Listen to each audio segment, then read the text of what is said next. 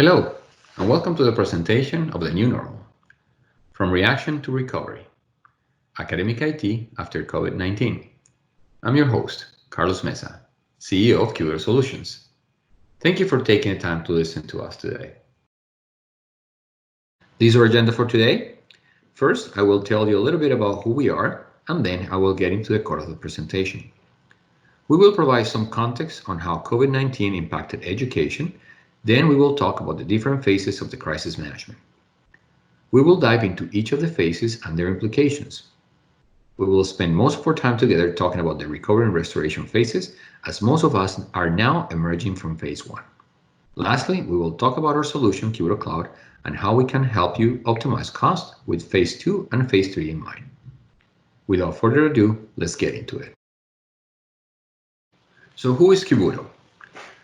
Kivuto is an educational technology company focused on helping academic institutions managing their digital resources, and through our platform, we facilitate an environment for vendors to make academic offerings available.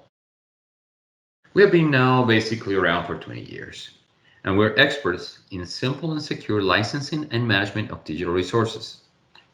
What is special about Kivuto is that our solutions were born in education and with education in mind only. Therefore, we fit very well the needs of academic institutions.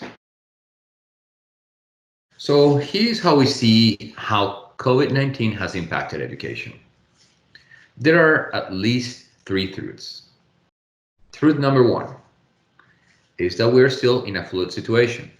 We have daily updates from government entities. We don't know how long travel restrictions will be in place. The truth is that we're still trying to find the trends in a student reaction, and I probably could go on and on. The point is, getting into the 3rd month for some after everything started, and we're still trying to figure this thing out. Second, our models are being truly tested. Even small cracks in business processes and technical architecture are being exposed. Manual processes, which were getting us by before, are either simply not accessible remotely or have become completely non-sustainable. And add on to that the unfortunate reality that there are tough financial times ahead.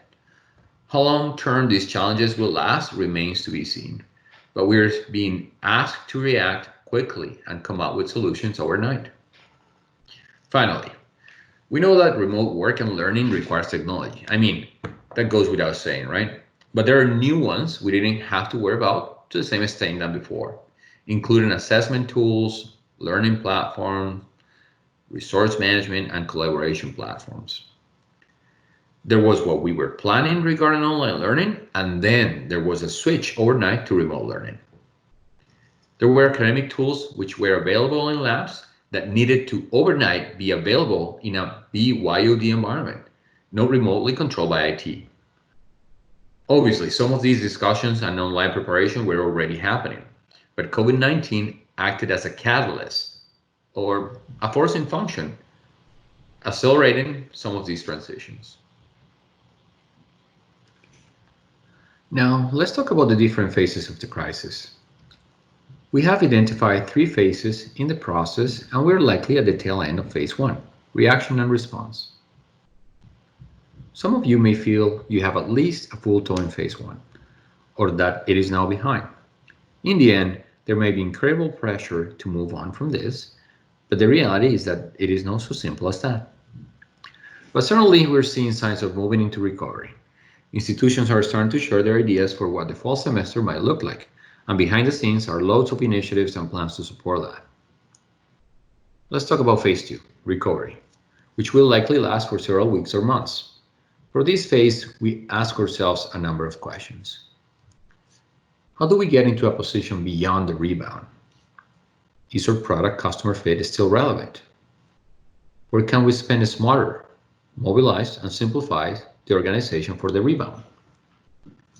Where do we reprioritize, reposition, and invest in the product portfolio for the rebound? Where are the opportunities for innovation, disruption, and competitive advantage? Where will we need to invest in our people? What is our ambition for the future? And then, finally, phase 3, restoration. Phase 3 will allow us to spread our wings a bit. and think about how we can benefit long-term from these digital initiatives that we are undertaking today. How do our stakeholders benefit? How do we measure success? So here IT leaders can ask themselves questions like, what are new stakeholder values and how do we align to and shape with them? Which new technologies create the foundation for future growth? Where do we invest in products, operations to accelerate our goals? What adjustments and refinements are needed to raise our effectiveness? How do we continue to raise and invest in the engagement and ability of our stakeholders? And again, how do we measure and realistically and importantly prove our success here?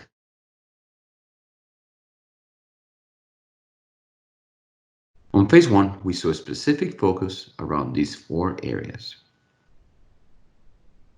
1. The obvious one. Focus on the switch on working and learning from home. And as many CIOs, faculty members, and institutions leaders have pointed out, not online learning. 2. Figuring out what systems, apps, tools my stakeholders need. 3. How to ensure continuity of research and labs and how that would look like. And 4. How were vendors responding to the situation and what kind of support were they providing? And let's take credit where credit is due. The coming together of leaders across institutions, from vendors across the board, and from the likes of EDUCAUSE and organizations like NERCOM has been incredible.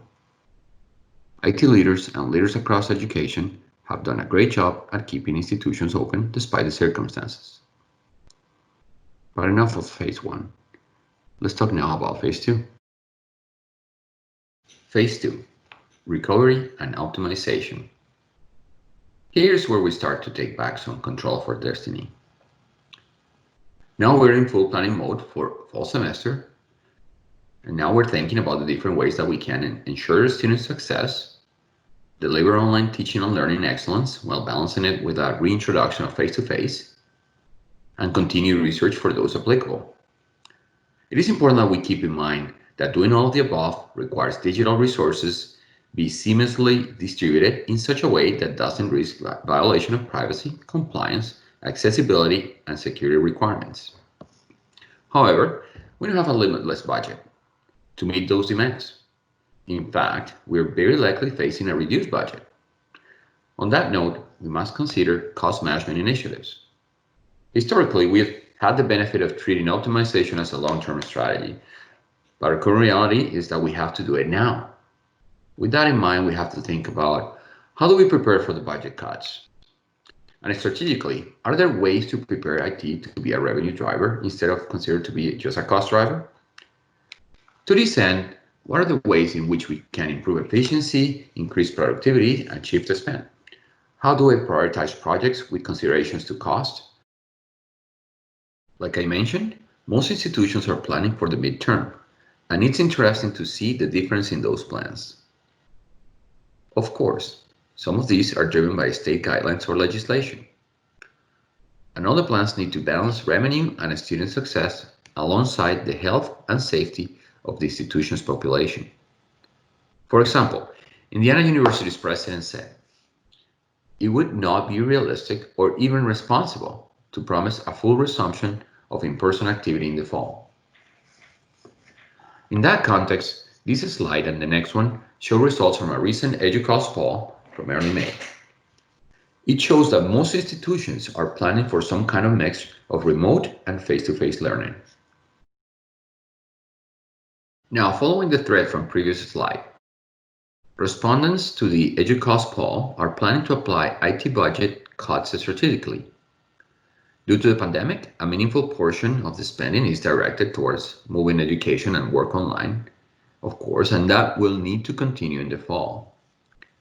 Respondents' plans for their IT budgets are focused on a combination of cuts to reduce spending on less essential services and increases to support efficiencies, for example, cloud services, and continued online operations, for example, online learning systems. Okay, so I've spent a lot of time thus far talking about cost management, cost optimization, and that's because it's what we keep hearing as one of the top concerns within IT. We're hearing it through EDUCAUSE, through Gartner, and through our conversations with you, the IT leaders trying to make your way through this. Before we end with phase 3 part of the conversation today, I wanted to take a few moments to highlight specifically where our customers can benefit from a cost management perspective. Remember, at a very high level, our core solution, Kivuto Cloud, is about helping you get the right assets in the right hands under the right terms and conditions, but there are lots of peripheral benefits that come along for the ride. Starting with centralization. Pulling academic resources onto a single platform and offering 24/7 consistent access to your stakeholders, where all the terms and conditions are applied, removes a massive burden from your team. So you're reducing burden, reducing shadow IT, and providing a unified experience for your staff, faculty, and students that allows them to self-serve. There are certainly cases where it makes sense to allow departments to manage their own resources, but those where you can centralize and take control and ownership of offer big rewards. Next is the insight that comes with A, knowing which resources are being used where, sometimes providing consistency where appropriate while still allowing for academic freedom. B, knowing how many licenses for each resource are being used. And then C, knowing how many licenses for each resource you actually need provides you with much stronger purchasing power. By getting a handle on what you need, you can gain access to volume discounts, potentially change the licensing model to your benefit, and even negotiate the purchase of what you actually need to reduce expensive shelfware. Settlement. With settlement, I'm talking about both ability to apply flexible licensing models, for example, no cost to students, no cost to students in STEM, one rate for students, another for faculty, etc. And they can access and or pay for the licenses under these terms. One other major benefit is that we also allowed quote-unquote payment by billing codes, and built-in reports allow you to easily pull the data as required for financial settlement. Cost recovery.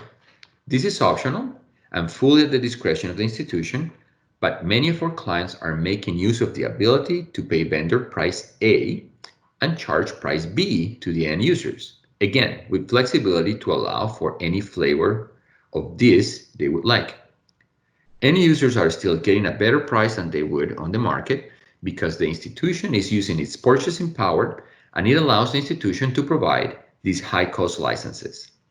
For example, we have one customer who was only able to offer Adobe Creative Cloud to their students via cost recovery model, and they achieved their ROI on their Kivuto purchase within a couple of months, and are actually able to slightly profit from their Adobe sales.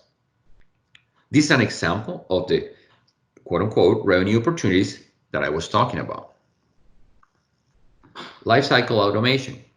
This is quite simply the automation of the full lifecycle of academic resources.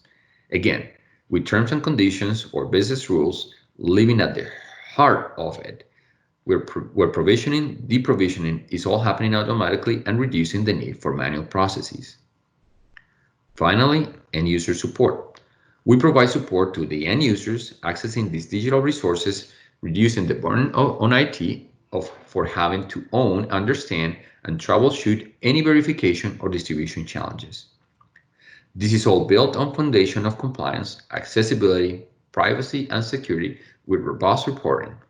Imagine all the data that is required to drive all the items above. You get access via reporting. All right, back to the final phase of our discussion today, the restoration phase. This is the longer term. What should IT leaders be keeping in mind as they plan for this? Remember from the earlier slides that even as we are in recovery phase, we should be thinking about restoration to inform our decisions. Using crisis as a catalyst.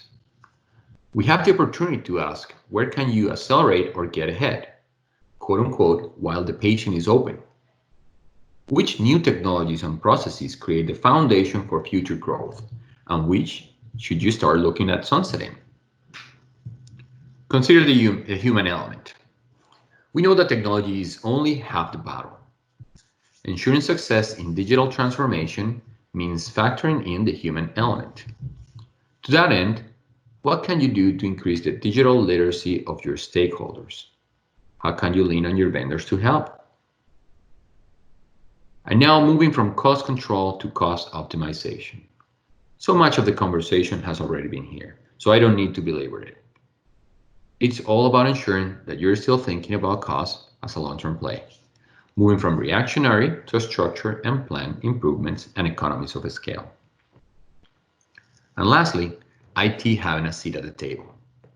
And this is very exciting. This is your opportunity to highlight the strategic value of IT and make it a permanent move. Who did everyone turn to when the light switched? IT. How can you make this ongoing? What are you doing to prove value to your institution? We talked about some of the ill effects of cost slashing measures, and we know institutions were impacted here. There's a good chance that the process might have been smoother had some of the initiatives you have been identifying had a larger voice. Show that you're enacting long-term measures. Show where you can provide value. Show how the benefits are institution-wide, and show how you're going to measure success. Now, with the recovery in mind, it is interesting to see how the top 10 IT issues for 2020 have shifted as per highlighted by EDUCAUSE. The list remains pretty much the same, with some challenges becoming more present with COVID-19. For example, digital integrations and administrative simplification become higher in the list because COVID has forced an altered learning model, one that is remote-based, 100% digital, and highly complex. The question is how to adjust and what challenges may have to be set aside to manage those that are determinants of academic success in the short term. To summarize, here are the points we want to leave you with. Consider the opportunities. Turn these overnight reactionary measures into accelerators of long-term strategy. Make your place at the strategic level. Focus on cost optimization. Make smart cost decisions. Cut where needed, but not at the expense of long-term capabilities, and make value part of the discussion. A strategic focus, I think we have covered it. Enable change. Think about the impacts of digital transformation and how you empower your stakeholders therein. And lastly, remember the positives. Remember how we came together, how in some ways it brought teams closer together, and how IT was able to shine and adapt at light speed. I just want to remind you that Kivuto can help you with this transition. Please request a demo to see how Kivuto Cloud can bring together all the academic digital resources under one umbrella, where you can distribute and manage these resources under business rules you define or that have been defined for you. We can show you how Kivuto Cloud can help you to recover and optimize costs too. We have been helping institutions during these trying times, and we would love to help you too. Request a demo of Kivuto Cloud. Visit kivuto.com today. That's all that we have for today. On behalf of Kivuto, we thank you very much for attending this presentation. Stay safe.